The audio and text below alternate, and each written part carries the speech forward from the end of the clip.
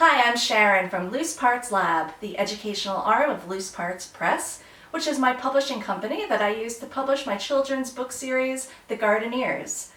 The Mid-Mountains Neighborhood Center has asked me to put a couple of videos together for you showing you how you can make your own books at home. So while I have my books professionally printed, there are lots of easy options that you can use to make your own books at home that look just as great. So I'm going to show you 3 different options today for how you can make your own books, and chances are you've got all of the supplies that you already need for these lying around at home. I'm going to start with this first one.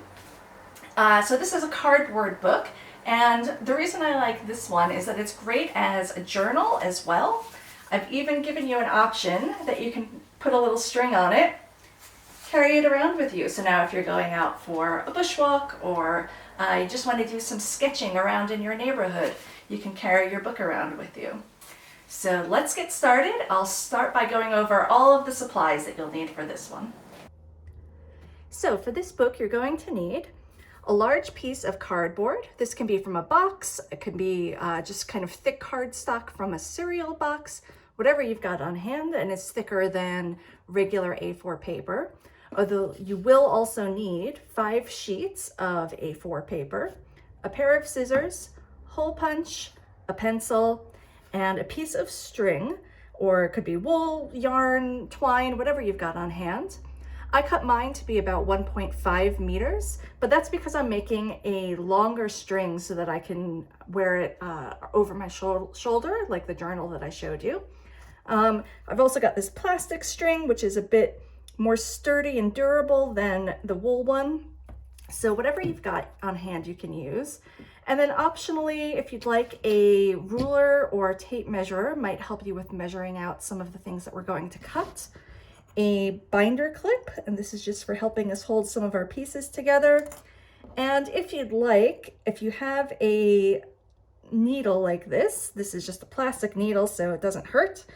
So it's really good for younger children to just help with some of the threading that we're going to do with the string. But that's optional, and it kind of just depends on what level your fine motor skills are at. So we're going to start by cutting our A4 paper in half. Now you can measure this, you can fold it in half and then just cut it that way, whatever's easiest for you. Now I did mine with a paper slicer because I like getting those nice, clean, straight lines. But you can certainly just freehand this and do this with a pair of scissors as well. Now, once we have all of the paper cut, I recommend using about 5 pages, cutting them in half, making 10 pages, but you can certainly use more or less depending on how long you want your book to be. Now, next we're going to take our cardboard. I've got here, this is just a cereal box that I've cut 1/2 off of. And for the cardboard, you want it to be just a bit bigger than your paper. I would say if you want to measure it and have it precise, I would say you want your top edge to be no longer than 18 centimeters and your side edge to be no longer than 24 centimeters. This paper, once it's been cut in half, is 15 by 21 centimeters. So anywhere between 15 and 18 centimeters this way, and between 24 and 21 centimeters going this way. So it kind of just depends. If you've got a huge sheet of cardboard, you can measure it out. But because I've just got this cereal box, and I like just working with what you've got, so I'm just going to cut that roughly in half. There we go. So now we've got, these pieces are going to be the front and back cover of our book. Now, obviously, because I've got this print on this side, I'm going to want to, before I make my final product, probably want to either paint over that or cover it up with some other paper so that I can make it look the way I want it to look, and I don't have this weird design on my book. So once you've got those cut out, the next thing we're going to do is we're going to start punching our holes. So hole puncher, very, very important and handy to have. Now you can measure out where you want these holes to go, or you can just eyeball it. I tend to be more of the eyeballing at camp. So basically you want to do, I'd say between 8 and 12 holes down the side. And you don't want to come too close to the edge in either direction. So I'm just going to start there, 1, 2, and trying to spread them as evenly apart as you can. But again, if you just want to freehand it without measuring it, that's totally fine. There. And now on my second piece, if you haven't measured like me, you want to make sure though that when you put these two pieces together that they're going to line up properly and the holes are in the right place on each one. So what I'm going to do is I'm actually going to flip this over so that I've got my shiny cereal side here.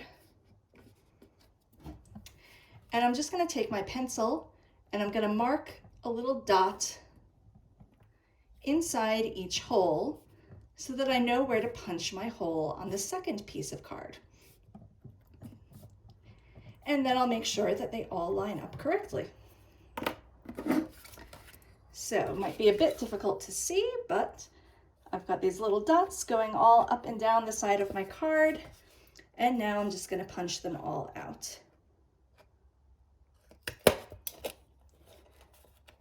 can be a little tricky if you've got a really thick cardstock, so just make sure that you have a really good quality hole puncher to do these. And then when you've got all the holes punched out, save them and use them as confetti or as decoration. Try not to waste anything. And that's our last one. So now you can see that when I line these two up, all of the holes align. Might be a bit tricky to see, but yeah, you can see through the other side on all of those holes. Now you just basically want to do the same thing with your A4 paper now. And you want the paper to come as close to the edge as you can. And flip that upside down. And do the same thing with your pencil. Marking all those holes.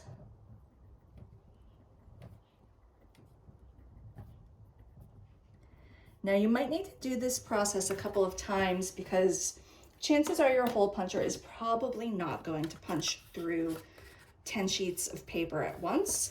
Probably 5 or so is the max you can do, so you might need to do this 2 or 3 times. But just go through now and do the same thing, punching out on those little pencil dot points that you've made. Whoops, make sure that it goes all the way through. There you go.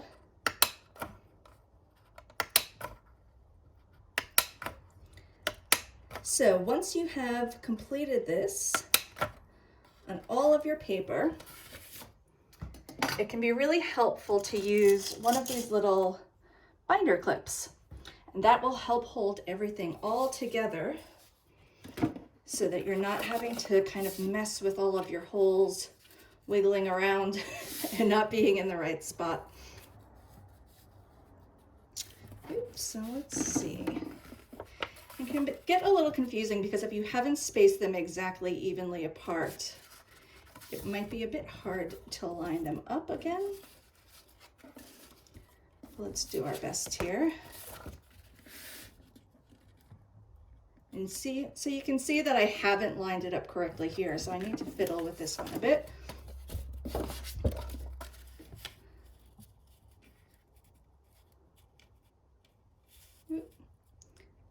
There we go. So we've got that one. And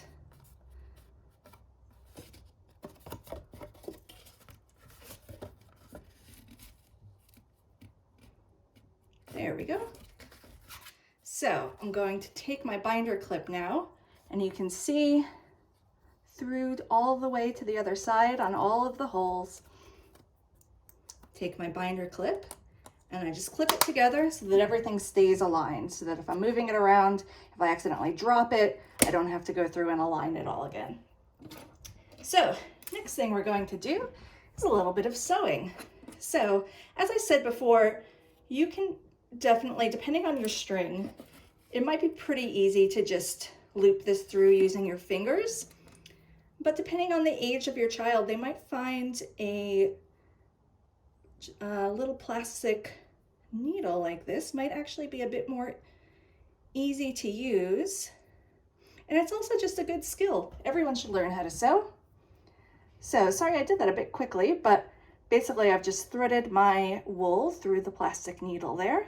And I'm just going to pull it down, give myself a little bit of wiggle room to work with there. And you don't even actually need to tie a knot at the end yet, because I'm going to show you how to turn this into a little journal with straps. So I'm just going to leave that end loose. And I'm just going to basically start sewing. So I'll come in through the bottom first, and then loop it around and come in through the bottom again. And I'm going to pull it a bit tighter so that you can see I've got still a good amount of string hanging off the end there. Now this doesn't have to be a tight stitch. You can leave this all fairly loose so that you've got a little bit of room later to pull it and make it longer or shorter if you want. But basically I'm just coming through all of those holes, leaving it nice and loose. Now if your binder clip is getting in the way there, just take that off, because your stitches are starting to hold this book together now. And this is quick and easy and a great introduction to learning how to sew. So once you've got those ends hanging off there, I'm just going to take my needle off. And if you want to turn it into straps, you just come all the way to the ends, make sure that they're even. Sorry, it's a bit hard for me to show that, but you want to make sure that you have the same length of string on both sides. And then we're just going to tie a little knot at the end. My daughter is a Girl Guide and could probably tell you the names of these knots, but I don't know the name. So I just tie it in a little knot there. And then that's it. It's pretty simple. And like I said, you can decorate this cover any way you'd like. I find that if you're using a thicker piece of cardboard, like one of these, it's a little bit sturdier than if you're using this, and you don't have to do the stitches quite as tight. But because this one is a little bit looser, I'm just going to pull it to make those stitches nice and tight there. Now, if you wanted to not have these straps on, you just want to have it bound like a regular book, then you're just going to trim your edges here. And I would just tie myself a little knot. I probably should have waited until the end to trim those, but that's okay. We've still got enough here that we can just tie a little knot at the bottom and one up here up at the top.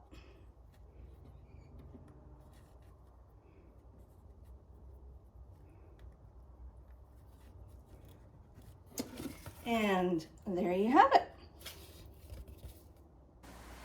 All right, this next book is even easier, and you've probably got most of these supplies already. You just need a few things. So to make this book, you just need 4 supplies.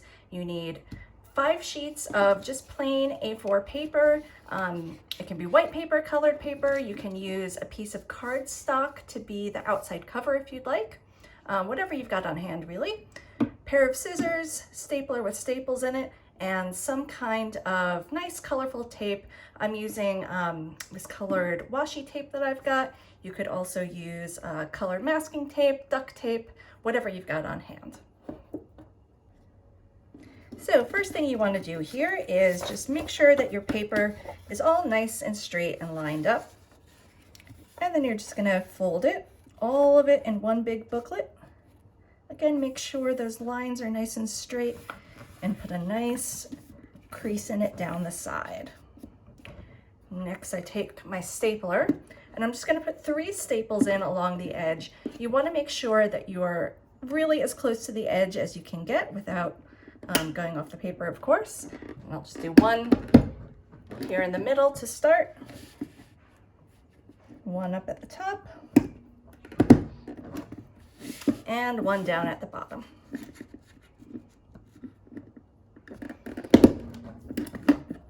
Now that's basically it as far as assembly goes, but I like to make it a little prettier, which is why I've got my colorful tape.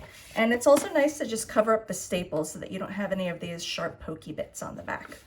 So I'm actually going to start on the back side of this. I'm going to take my tape and I'm just going to roll out a piece that's just slightly longer than the length of the book. Just gives you a little bit of wiggle room there. And I'm going to put this tape really as close as I can to the side without going over the edge of the book, and making sure that those staples are nice and covered up. You can see the little bumps for them there. Now I'm going to flip the book over and I'm going to do the same thing on the other side, except on this side I'm going to make it come off the page just slightly. So I'm going to cover up those staples, but make sure I have a little bit extra hanging off the edge there. And now you can see that bit that I've got hanging over the edge. I'm going to use that to just fold it over and make it nice and clean so that you don't see any of the paper on the side here. And then lastly, I'm just going to use my scissors and trim the excess off the sides. Make it nice and clean. And there you go. You've got a nice bound book. And the last little book that we're going to make today is the easiest one of all. So this last book is about as simple as it gets. There's only 2 supplies that you need for this one, a pair of scissors and a piece of paper. Now I'm going to put the scissors aside. For the paper, you can either use an A4 sheet of paper, which is the same size as we used for the last book. It's about the size of a normal piece of printer paper, or you can use an A3 piece of paper. Now an A3 paper is twice the size of an A4 piece of paper, and it just means that you're going to get a bigger book in the end. The A4 paper is going to produce more of like a little mini book, and I'll show you at the end what both of them look like completed. But I'm going to do a mini book with this A4 paper just for the sake of this tutorial. Okay, so we're going to start by taking our A4 paper and folding it in half the long way, by which I mean taking this bottom piece and just bringing it up to the top, making sure that you've got your sides really well aligned. Try to line up the corners on both sides. Be a bit fiddly, but it's worth it to get it nice and straight. And then we're just going to put a nice strong crease down at the bottom. And it's important that you get that nice crease because that line that we're making is actually going to come back and help us later. So we want to be able to see that line there. And now we're just folding it the other way. So just like you're folding the books that we made last time, I'm just going to bring those sides over, again trying to line up those corners so you get a nice straight edge there, and again putting in a nice strong crease on the side. All right, now we're just going to rotate it so we have it the long way again, And we're gonna do the same thing, bringing this bottom piece up. Now you've got two flaps here, so make sure that you're only lifting up this top flap, and you've still got paper at the bottom there. And bring that one up to the top. Fold a nice straight crease. Flip it over and then do the same thing. So now you're lifting up what was the bottom flap, and now it's your top flap on this side. Bringing that up to the top, lining up your corners, and doing that nice strong crease. So if you unfold it now, we've basically got this kind of M shape or W shape going on. We're going to now fold this back into that kind of book shape. So as if you're just going to open it up and close it. However, you want to make sure that your folded side is over here and your open side is over here. So as if you're reading the book backwards, basically. So it's really important that we do that, because next we're going to get our scissors and we're going to make a cut. And if we put this cut in the wrong place, then our book is just going to fall apart. So again, making sure that you're working on the folded side here. We're just going to see where that line is from that crease we made earlier. We're going to cut along this line, not all the way through, or else we're just cutting our paper in half. We're cutting just midway through to where it meets this other crease that we've made. So, just going to very carefully cut through to the middle. And put my scissors to the side, because that's the only cut we're making for this book. I told you it's very easy. So if we unfold this paper now, we kind of have a little flap here. It looks like a mouth. Hello. We're going to now, if you fold this down, you'll get this kind of diamond shape here. And you're going to take the two corners of the diamond and just bring them in towards each other. And it looks a little fiddly, but it's actually super simple. You're kind of just wrapping the sides around to make your front and back cover now. So just go ahead and reinforce all of those creases.